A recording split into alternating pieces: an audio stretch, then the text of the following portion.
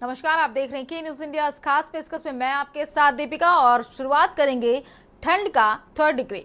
इन दिनों उत्तर भारत में कड़ाके की ठंड पड़ रही है। पूरे इलाके में शीतलहर का प्रकोप है। यूपी सहित पूरे मैदानी इलाकों में हाड़ कपाने वाली ठंड से जनमानस बेहाल हो उठा है। बता दें कि राजधानी दिल्ली में मंगलवार की सुबह यानी कि आज सुबह की बात करें तो आसमान साफ रहा, लेकिन शीतलहर की स्थिति बनी रही।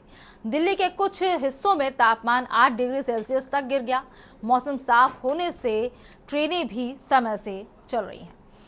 वहीं श्रीनगर में सोमवार को भारी बर्फबारी के बाद लोगों को ठंड से थोड़ी राहत मिली है। हालांकि घाटी के ऊंचे इलाकों में अभी भी कड़ाके की ठंड पड़ रही है। वहीं हिमाचल प्रदेश की बात करें तो ताजा बर्फबारी वहां देखी गई है। शिमला में हल्की बर्फबारी के बाद मौसम ठंडा होने से सैलानी खुश नजर आ रहे हैं। हरिद्वार समेत उत्तराखंड के कई शहरों में घना कोहरा छाया हुआ है। विजिबिलिटी कम होने से यात्रियों को काफी मुश्किलों का सामना भी करना पड़ रहा है। ठंड से बचने के लिए लोग तरह तरह के उपाय कर रहे हैं। देहरादून के दून अस्पताल में मरीजों के तीमारदार अलाव का सहारा लेते नजर आ रहे हैं। खुश नजर आए। विजिबिलिटी कम होने से यात्रियों को काफी मुश्किल का सामना करना पड़ रहा है। ठंड से बचने के लिए लोग तरह तरह के उपाय कर रहे हैं। देहरादून के दून अस्पताल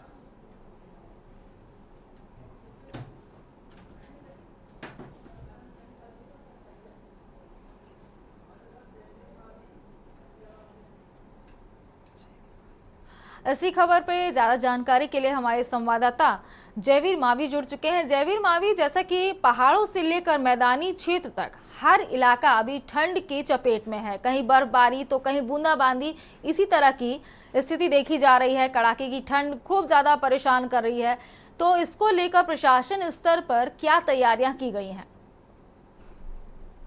देखिए दीपिका, इस समय मैं मौजूद हूँ लौली तिराहे पर, जो गाजियाबाद जिले का लौली तहसील है, वहाँ पर तिराहा है। और यहाँ पर हालांकि पहले यहाँ पर अगर हम बात करें तो अलाव नहीं चलता था, लेकिन अब जब से हमने खबर कराई है तो यहाँ पर अब नगर पालिका जो अधिकारी है वो पूरी तरह से अलर्ट मोड पर आ चुके हैं। आप देख पाएंगे मेरे पीछे यहाँ पर जो अलाव है वो अभी से ही इन्होंने जला दिया है। और लगातार अलाव जो है सुबह से लेकर शाम तक, यानी कि दिन में 2 बार यहाँ पर अलाव जलाया जाता है, जिससे जो लोग हैं उन्हें यहाँ पर काफी राहत मिले। हालांकि सर्दी की बात करें तो सर्दी का सितम लगातार बढ़ता जा रहा है, और जो कड़ाके की ठंड है उसकी बात करें तो लगातार जिस तरह से जो सर्दी बढ़ रही है, कहीं ना कहीं जो आम जनजीवन है उसको प्रभावित कर रही है। और बढ़ती सर्दी के चलते जो लोग हैं अपने घरों में छुपे हुए हैं, अभी घरों से बाहर निकलने को तैयार नहीं। यही बात करें अगर नगर पालिका की जिस तरह से अलाव की व्यवस्था की गई है, केवल शहरी क्षेत्रों में व्यवस्था की गई है। जो देहात क्षेत्र नगर पालिका के है वहां पर अलाव की कोई व्यवस्था नहीं है। लोगों को तमाम समस्याओं का सामना करना पड़ रहा है। जो बुजुर्ग है उन्हें और बच्चों को बीमारी का भी खतरा बढ़ रहा है। स्वास्थ्य विभाग के द्वारा लगातार अपील की जा रही है। वहीं जो प्रशासनिक अधिकारी वो भी लगातार लोगों से अपील कर रहे हैं कि बढ़ती सर्दी के कारण जो बुजुर्ग और बच्चे हैं वो घर से बाहर निकलने से परहेज करें। और जो युवा भी है वो भी अति आवश्यक यदि कार्य है तो उस अति आवश्यक कार्य के लिए ही घर से बाहर निकले। वही जो सर्दी के जिस तरह की बात करें, कहीं ना कहीं लगातार सर्दी का प्रकोप बढ़ रहा है।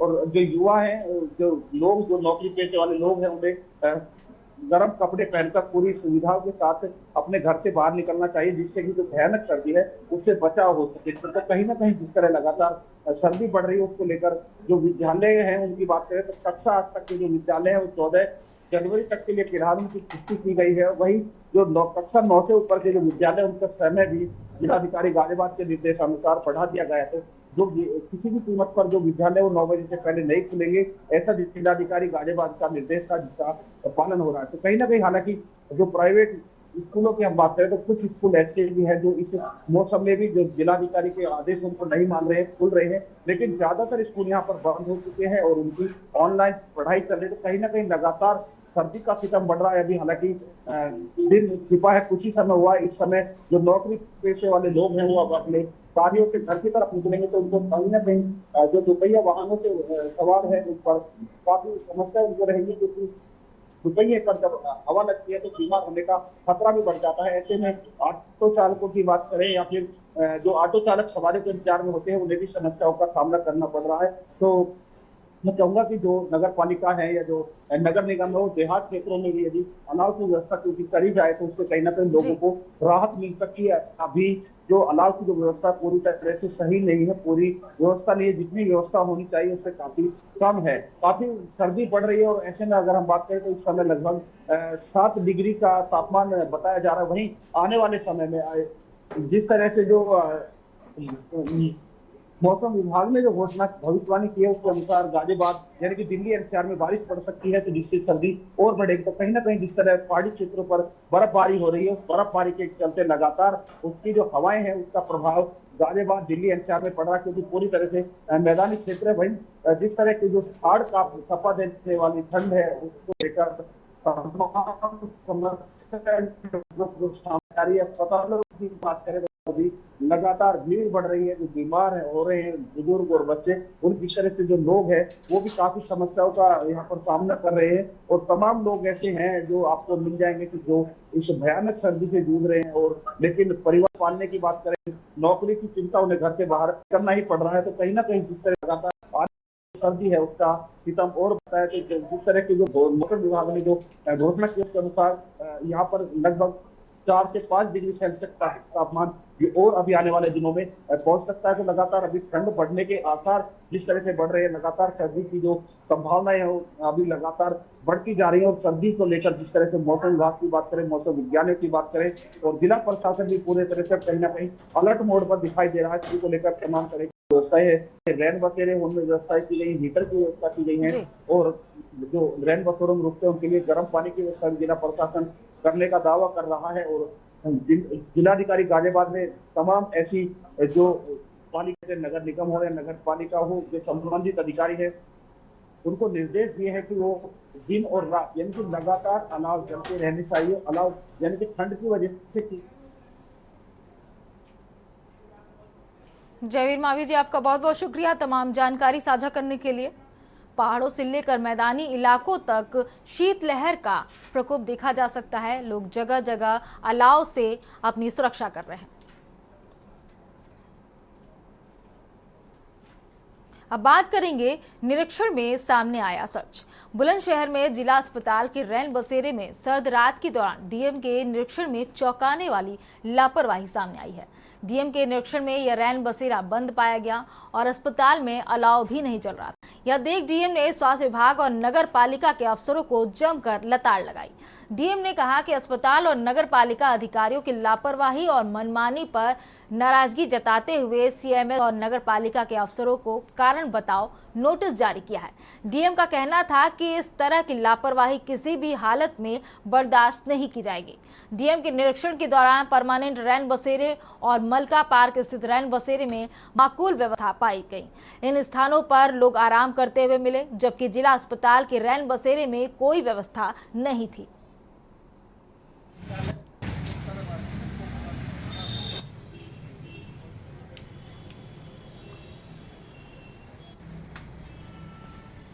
बिस्तर साफ है में डालते हो।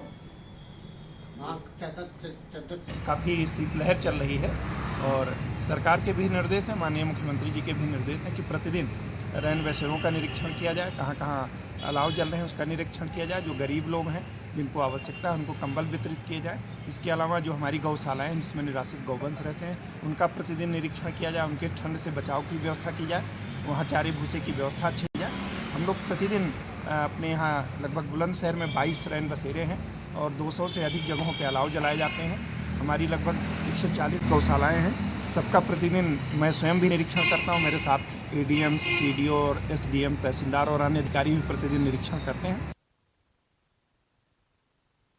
बुलंदशहर में लगातार सर्दी का सितम बढ़ा है। अगर बात की जाए कल जिस तरह से बूंदाबांदी हुई है उसके बाद में तेज हवा और ठिठुरन भरी ठंड के साथ लगातार लोगों को कहीं ना कहीं परेशानी का सामना करना पड़ा है। उसी को लेकर जनपद बुलंदशहर के जो डीएम चंद्र प्रकाश सिंह लगातार रैन बसेरों का और गौशालाओं का लगातार निरीक्षण कर रहे हैं। और देर रात जिस तरह से जनपद बुलंदशहर के डीएम ने रैन बसेरों का निरीक्षण किया है और वो औचक निरीक्षण करने जिला अस्पताल पहुंचे तो वहाँ का जो रैन बसेरा वो पूरी ताला लगा हुआ पाया। तो उसको लेकर अस्पताल के जो सीएमएस है उनको फटकार लगाते हुए उन्होंने कारण बताओ नोटिस जारी किया और नगर पालिका के जो बुलंदशहर बुलंदशहर के जो कर्मचारी हैं उनको भी कारण बताओ नोटिस जारी किया है और उनको फटकार लगाते हुए कहा है कि जो लापरवाही है वो निंदनीय है। और लापरवाही को लेकर जनपद बुलंदशहर के जो डीएम है उन्होंने जनपद के तमाम अधिकारियों को निर्देशित किया है कि रात्रि में अपने अपने क्षेत्रों में लगातार भ्रमण करें। भ्रमण करने के साथ में जहां अलाय की व्यवस्था नहीं है वो अलाय लगाएं और रैन बसेरों में जो व्यवस्था है उनको दुरुस्त करें।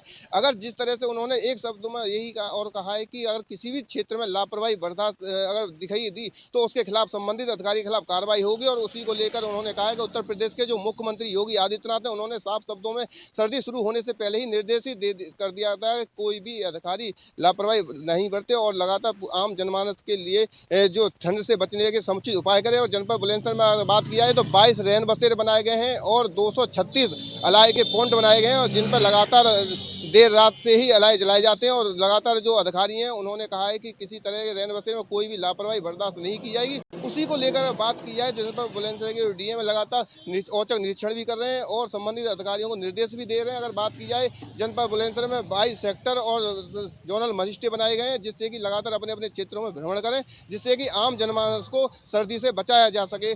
और उसी को लेकर लगातार जनपद बुलंदशहर के डीएम है वो अपील भी कर रहे हैं और अपील करने के साथ साथ ये भी कह रहे हैं कि जो काम जरूरी काम से ही घर से बाहर निकलें, अन्यथा घर में रहें और घर से बाहर निकलें तो गर्म कपड़े पहनकर निकलें और ठंडे कपड़े इस्तेमाल ना करें। और किसी तरह से खुले आसमान के बाहर कोई भी अगर व्यक्ति सोता हुआ पाया जाता है तत्काल उसकी सूचना कंट्रोल रूम को दें और जिससे कि उस व्यक्ति को रैन बसेरे में पहुंचाया जा सके। अनिल मीणा, के इंडिया, बुलंदशहर। इसी खबर पर ज्यादा जानकारी के लिए हमारे संवाददाता अनिल मीणा जुड़ चुके हैं। अनिल मीणा जी, जैसा कि बुलंदशहर में रैन बसेरों के निरीक्षण के लिए डीएम खुद पहुंचे और उन्होंने निरीक्षण किया। निरीक्षण के दौरान रैन बसेरे बंद पाए गए और स्वास्थ्य विभाग में भी स्थिति ठीक नहीं लगी, तो इसके लिए उन्होंने डीएम ने लताड़ा भी है। चूंकि सीएम योगी आदित्यनाथ ने शीतलहर को देखते हुए ये आदेश जारी किया था कि डेली निगरानी की जाए और जमीनी स्तर पर उसकी स्थिति जांची जाए। अनिल कुमार मीणा जी, क्या स्थिति है जमीनी स्तर पर?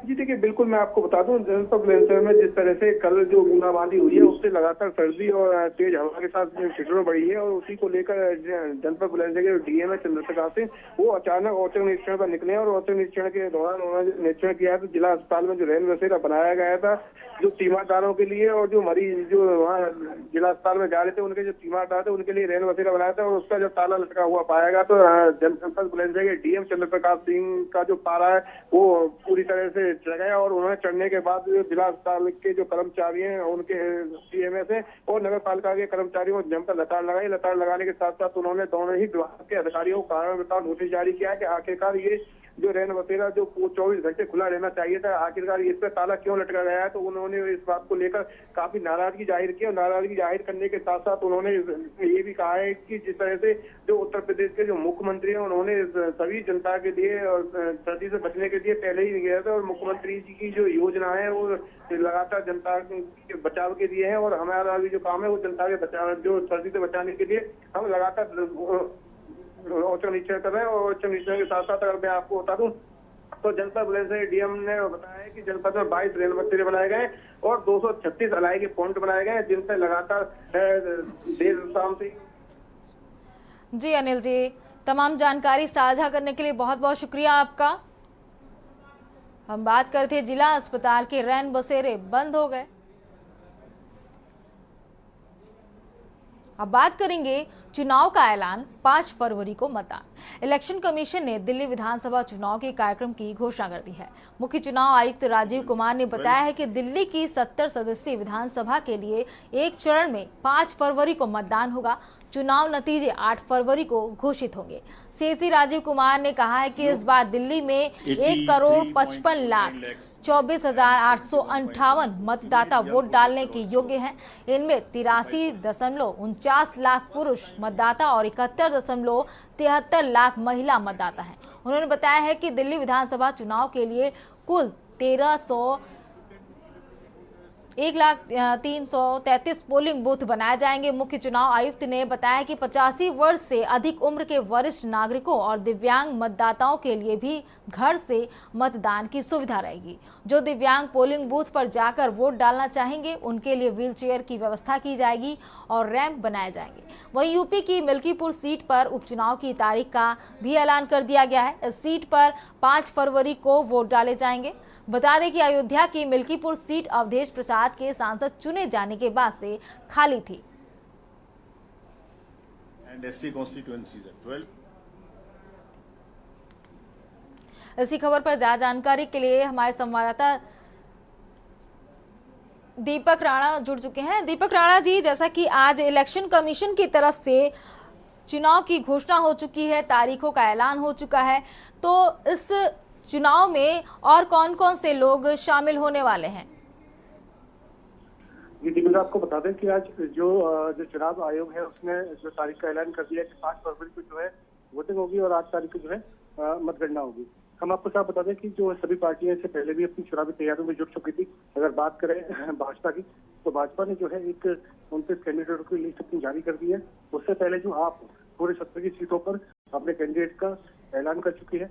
अगर बात करें कांग्रेस की, तो कांग्रेस ने अपनी एक लिस्ट जारी कर दी है। इसके अलावा जो लोकल दल हैं वो भी कहीं ना कहीं और काफी निर्दलीय कैंडिडेट भी जो है चुनावी मैदान में उतर चुके हैं। अब देखने वाली बात ये होगी कि ऐसे में जो है आम आदमी पार्टी जो है पहले भी जो है 2 बार सत्ता पे रह चुकी है, तो क्या ऐसे में जो है बीजेपी उसको टक्कर दे पाएगी या नहीं दे पाएगी, ये एक बहुत बड़ी बात होगी। दीपक राणा जी, आपका बहुत बहुत शुक्रिया तमाम जानकारी साझा करने के लिए।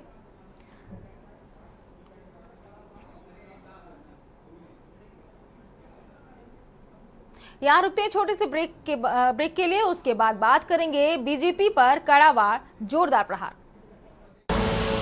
आप देख रहे हैं के न्यूज, खबरों का सारथी।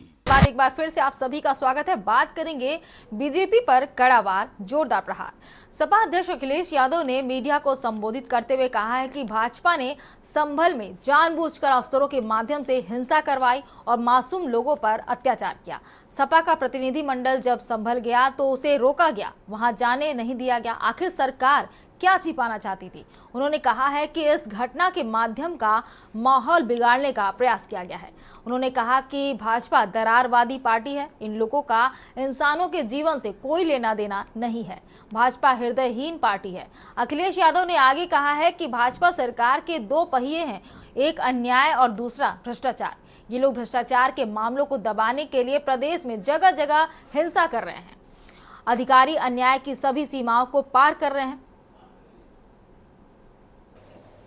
ये भारतीय जनता पार्टी के लोग जो सरकार में बैठे हैं, ये भाईचारा के पक्ष में नहीं है, ये दरारवादी पार्टी है। भारतीय जनता पार्टी दरारवादी पार्टी है, दरारवादी पार्टी। इनके लिए इंसान के जीवन का कोई मोल नहीं है, क्योंकि उसी से वो राजनीति करना चाहते हैं, उसी से राजनीतिक लाभ लेना चाहते हैं।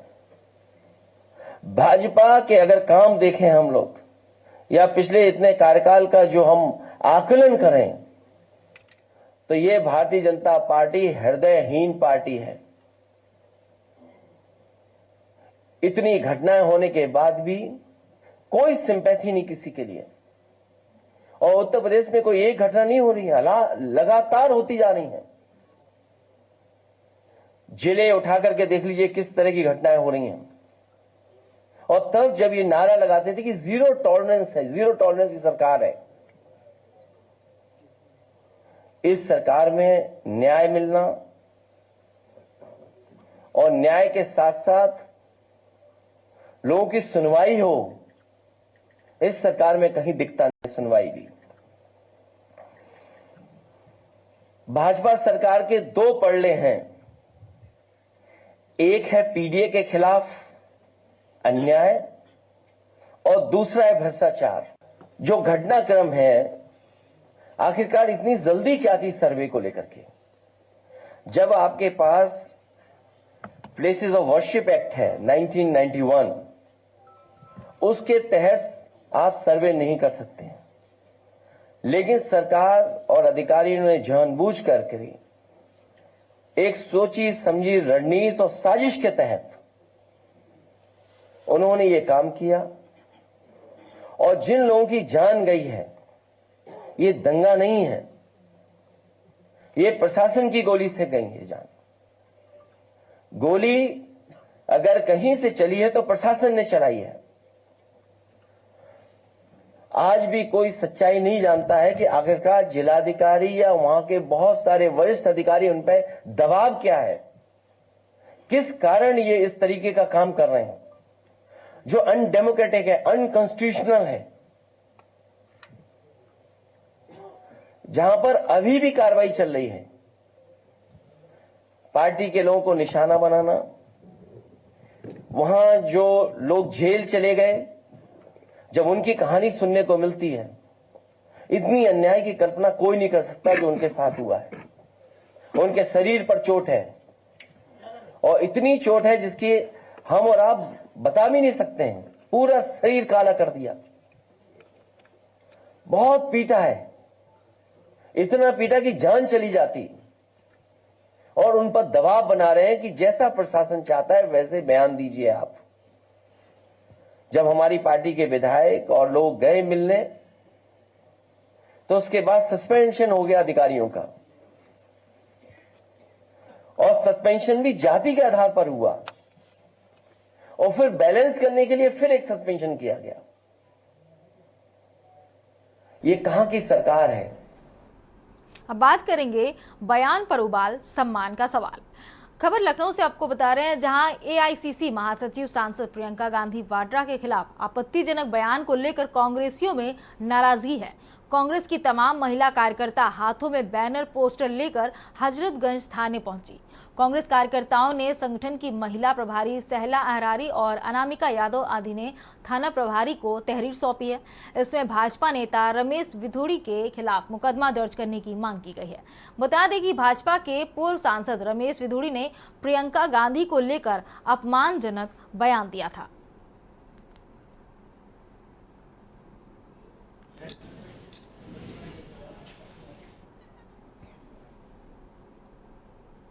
अब बात करेंगे बुरा हाल सड़क बदहाल। गाजियाबाद में लोक निर्माण विभाग द्वारा बनाई गई एक सड़क अब भ्रष्टाचार का प्रतीक बन चुकी है। यह सड़क लोनी के टीला गांव से दिल्ली मडौली जाने वाले मार्ग पर बनाई गई थी और इस पर लगभग 2 करोड़ रुपए खर्च किए गए थे। अप्रैल 2024 में आम जन के लिए सड़क को समर्पित किया गया था, लेकिन कुछ ही दिनों में यह सड़क क्षतिग्रस्त हो गई। स्थानीय निवासियों और सूत्रों के अनुसार जब यह सड़क बनाई जा रही थी तो गाजियाबाद विकास प्राधिकरण ने लोक निर्माण विभाग को सूचित किया था कि यहां पर सीवर लाइन प्रस्तावित है। बावजूद इसके लोक निर्माण विभाग ने बिना किसी ध्यान के सड़क का निर्माण कर दिया, जिसमें घटिया सामग्री का इस्तेमाल किया गया और नियमों का उल्लंघन किया गया। अब यह सड़क तोड़कर यहां पर सीवर लाइन डाली जा रही है, जिससे स्थानीय लोग नाराज हैं और इस भ्रष्टाचार पर सवाल उठा रहे हैं। उनका कहना है कि अगर शुरुआत में ही सीवर लाइन डालने का काम किया जाता तो सड़क को बार बार तोड़ने की आवश्यकता नहीं पड़ती। यह सड़क अब स्थानीय निवासियों के लिए गहरी चिंता का कारण बन गई है।